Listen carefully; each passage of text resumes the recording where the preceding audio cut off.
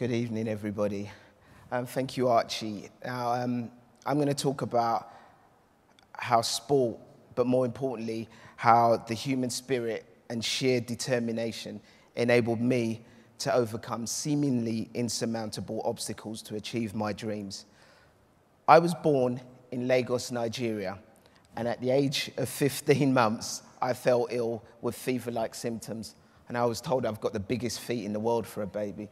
I had a temperature, and my mother was very worried, so she took me to the hospital where I stayed overnight. The next day, my mum was told I'd contracted polio. My family was devastated by this news because 3 years prior to this, my older sister was born with Down syndrome. So now my parents had 2 children with disabilities, and this had a huge impact on the rest of our lives. Polio mainly affected my left leg and to a lesser extent, my left arm. It meant I was unable to walk. My mum told me that up until the day before I contracted polio, I was doing all the things a toddler would do, stumbling around and trying to walk. After I'd contracted polio, I never moved my left leg or walked unaided again. When my mum saw me crawling around, knowing that I'd never be able to walk, she contacted my father, who'd gone to the UK to study, and told him that they had to use all their savings and take me to the UK where I'd have a better chance of living a normal life. Now, I know from speaking to my mum that moving to the UK was an incredibly tough decision, especially because they couldn't afford to bring my older sister with them. I was 3 years old when we flew to England for a new life, and it was another 10 years before my parents could afford to bring my sister over to the UK to live with us. We moved to Plaistow in East London, and for those of you who are familiar with the English Football League, we lived 10 minutes walk from Upton Park, the ground where West Ham United play their football. Now, as a child, football was always my first love. And even though I had a disability, from the moment I was old enough to understand, I dreamt of playing for England. In fact, when people used to ask me, do I think I would have been as good an athlete if I was able-bodied, I used to tell them, yes, I would have, and I would have played for England, I would have captained them, and we would have won the World Cup by now. Now, I think the first time that sport really touched me was when I watched the Los Angeles Olympics in 1984. And it was an amazing moment for me. And I remember watching the games on an old black and white TV in my mum's house in East London and being blown away by the spectacle. I think it was the first time when the razzmatazz of Hollywood came together with the Olympic Games. I don't know if you guys remember the opening ceremony, and it had the guy in the rocket suit shooting up in the air, and it was fantastic. And I remember seeing guys who became my heroes at that time, people like Daley Thompson and Sebastian Coe and Edwin Moses. And I really wanted to be like them. I wanted to be part of the elite group in the world, and I wanted to compete at the highest level.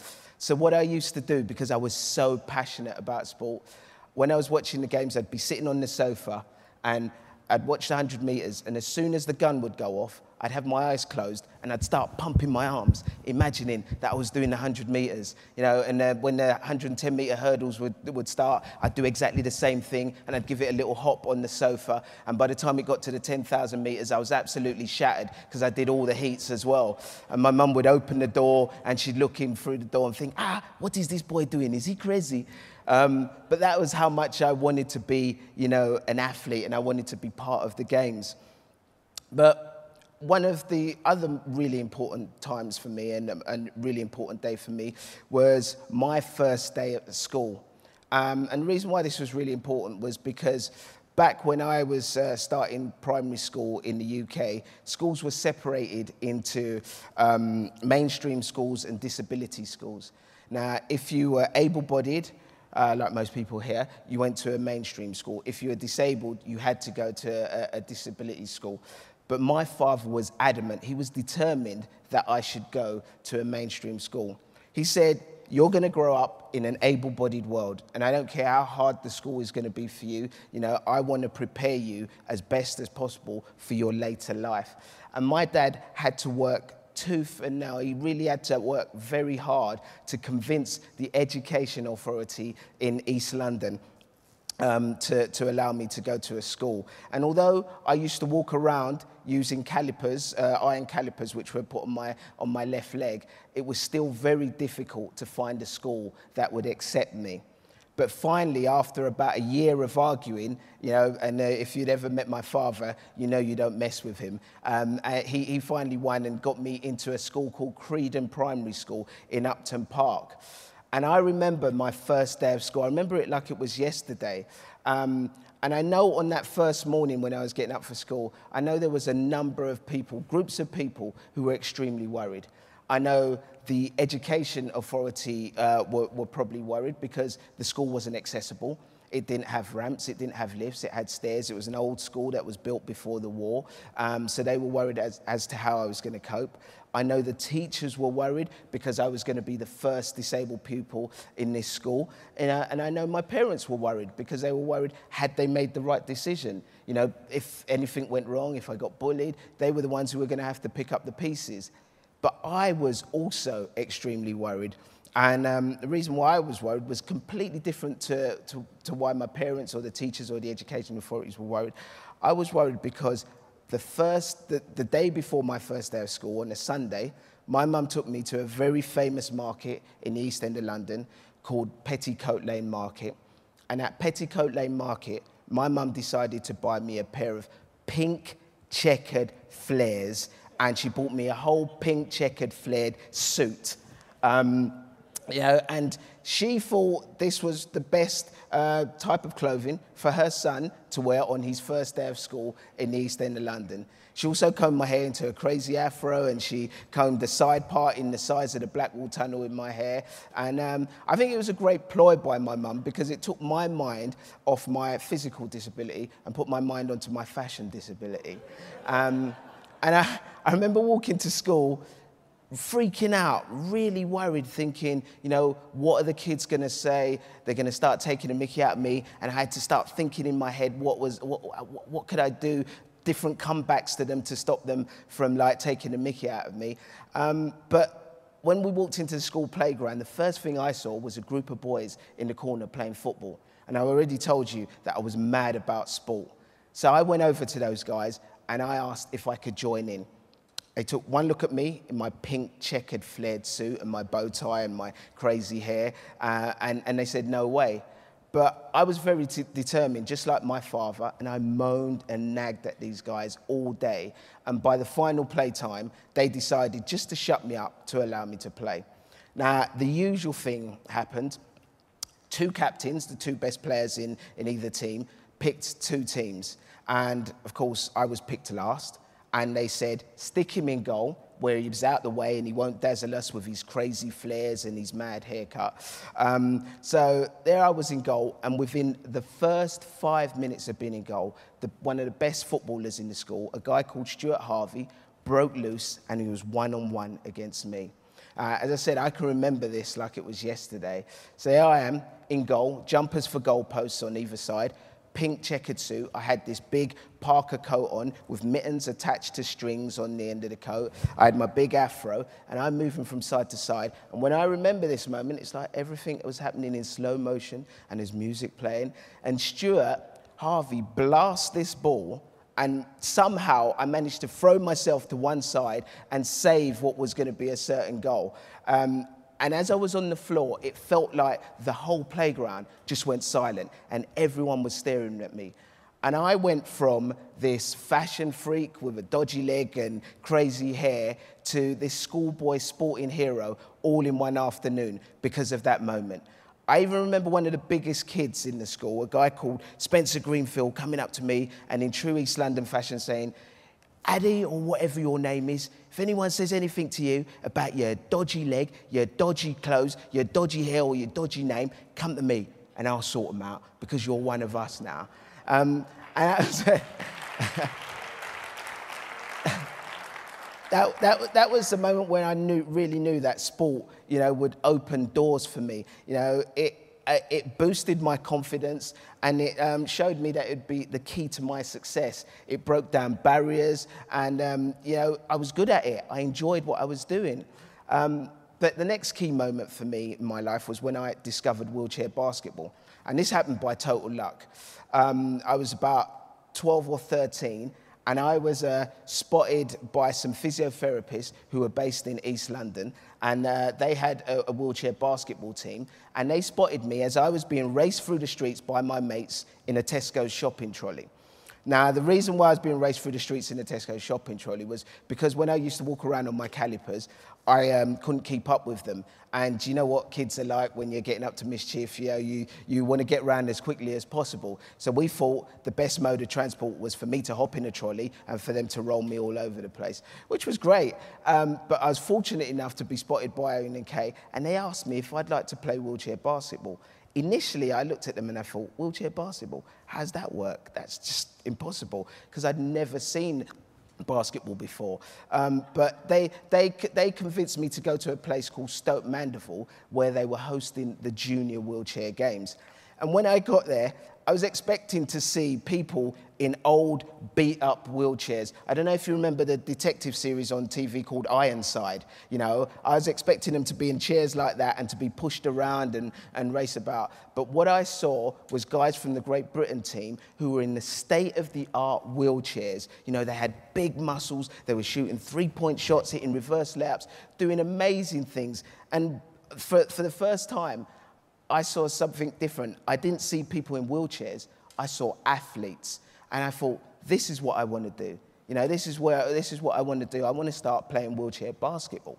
And so I got myself my first basketball wheelchair, and I was selected when I got a little bit older, when I was about 18, to train with the Paralympic team that was going to go to Barcelona. I didn't get selected into this squad, but I used that moment as inspiration to work for my big goal, which was to get into the team in the Atlanta Paralympics in 4 years' time. Now, over a period of 8 years, I tried to get into the Great Britain basketball team 6 times, and I didn't get selected. 12 players are selected to compete for GB at every major championships, plus 2 reserves. And on the 6th occasion that I went up for selection, I was cut at the 13th player, and I was told I wasn't good enough. This was one of the lowest points in my life. And this was at this point, I decided to quit. I decided to stop playing basketball, and I started to believe I wasn't good enough, and I thought I'd never make it. I remember feeling lost and not knowing what I was going to do with my life.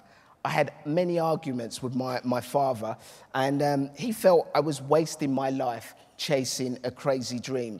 And he used to say to me, and God rest his soul, but I have to do it in his accent, but he used to say, Ade, you are black, you are disabled, you have to work twice as hard as anybody in this country if you want to succeed. Why are you wasting your time playing wheelchair basketball?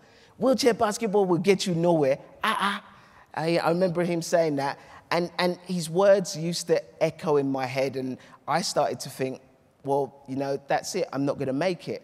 But then I got a call from a friend of mine who played for one of my old basketball teams, a team called the Hackney Sparrows.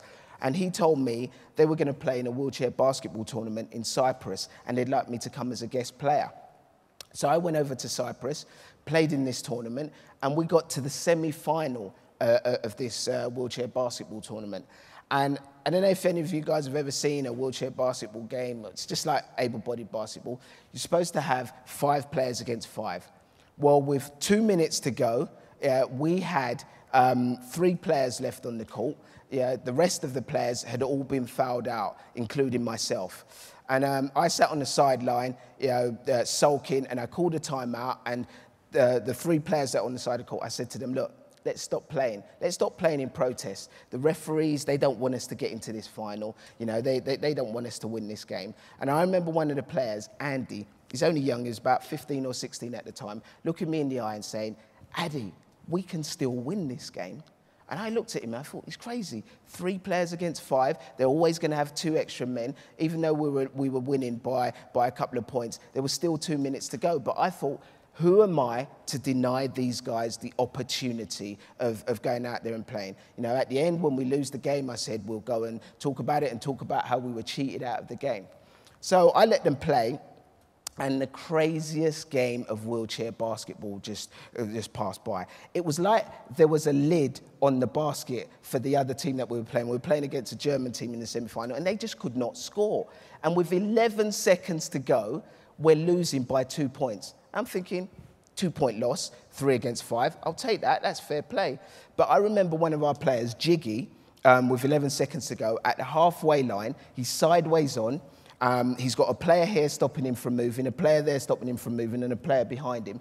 And he's got the ball in his hand, and he's got 2 players around him. And, well, he's got a player on him, and Paul had another player on him. And Jiggy had the ball in his hand at the halfway line, and he threw up a hook shot. I remember watching this ball flying through the air, and you know, I don't know what it was, whether there was a window open in the sports hall and there was the breeze came in through the window and made this ball change direction, or the Cypriot food disagreed with people in there and someone done a huge fart to make the ball change direction. But it felt like the ball changed direction in the air, and it went in, absolutely true story, for 3 points, and we ended up winning this game by 1 point. One of the most amazing moments of my life. Yeah, I could not believe it. And after the game, I went up to Jiggy and Andy and Paul, and I thanked them because they made me realize that no matter how difficult things become in life, no matter what people say, if you believe in yourself and you work hard, anything is possible. Now, reinvigorated by this moment, I began training. I studied what the best players in the world were doing on the internet, and I started training 6 hours a day, 6 days a week. I did 2 hours of fitness in the morning. I shot up to 800 shots a day in the afternoon, and in the evening, I was in the gym stretching and doing some weights. I logged all of my sessions, took all my stats, and just worked on improving my game. And early in April 2000, and I still remember this day really clearly, I remember opening my post and reading a letter which was addressed to me, and it said, "Congratulations, Ade Adepitan. You are selected to be a part of the Great Britain wheelchair basketball team for the Sydney 2000 Paralympic Games." My dream to compete at the Paralympics began when I was 11. It took nearly 15 years to come true. And during this time, I was constantly told I wasn't good enough, that I'd never make it. You know, every day I was challenged mentally and physically. And at one stage, I even stopped believing in myself.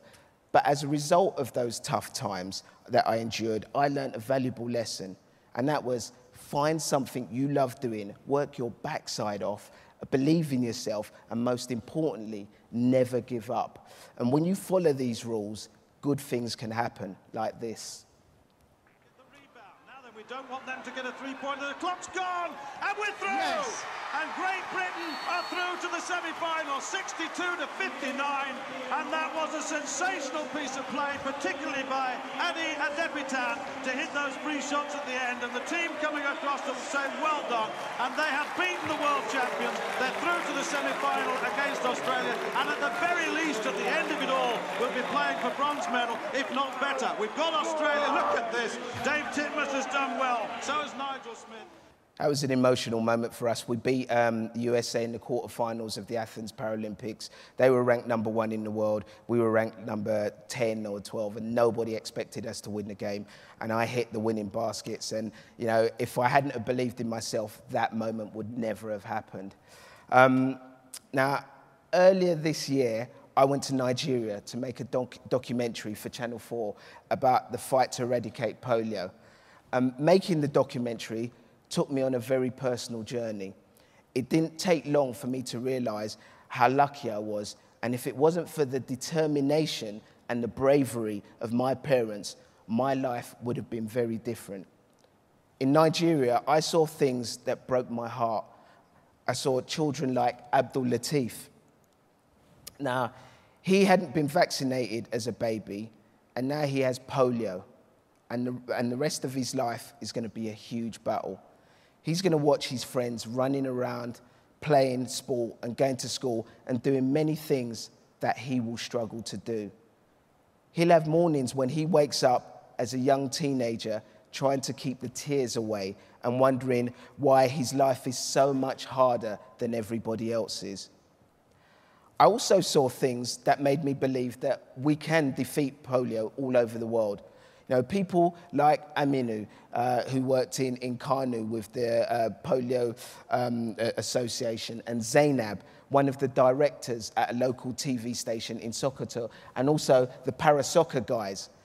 They all have polio, but despite their circumstances, they're trying to make a difference by showing people in Nigeria through their endeavors that the country must come together and kick polio out of Nigeria. How important do you think today is? Marching through the centre of town to the Sultan of Sokoto's palace. I'm told some of these people haven't been out in public for years. Women, and particularly the disabled women, don't usually go out in public.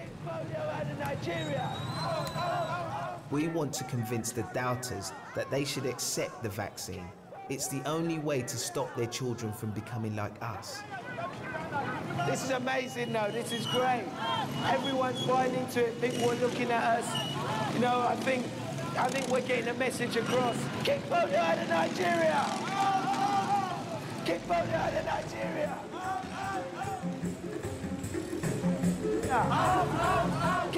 I can't get over how motivated these people are. Every step must be painful, but they've still got a smile on their face. And we've probably done 2 miles. Kick polio out of Nigeria! Kick polio out of Nigeria!